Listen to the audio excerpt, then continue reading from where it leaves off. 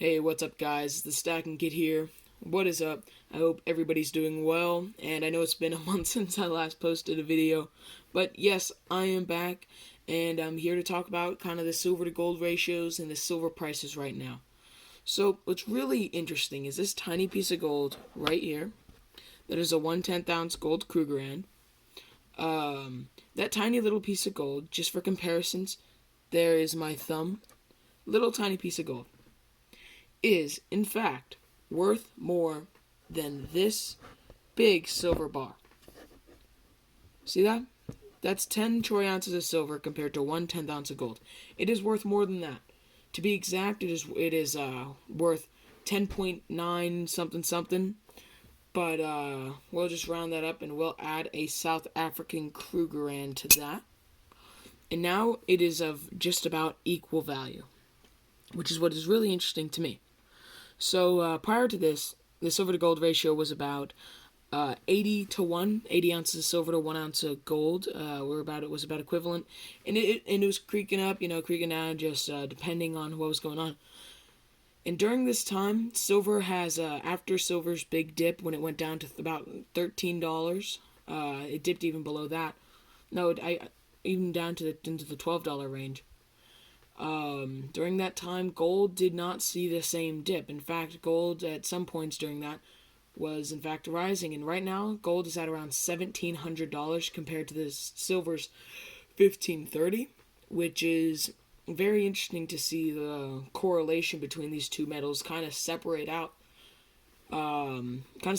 Which usually they remain at a similar range for a considerable amount of time recently, and we're seeing gold rise and silver not rise, which is just something to think about whenever you're thinking about your investments. And for me personally, right now, I don't think I'm buying gold just because it is too expensive compared to silver prices.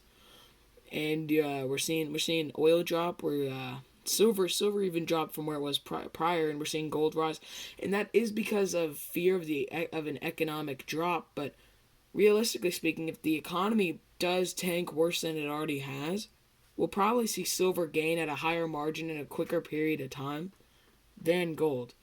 And gold, I think, has already taken up a lot of the rise that it would have in the case of a recession. So I don't think we're going to see the same percentage rise from gold as we would from silver at this price into a recession stage, if we do have a recession soon.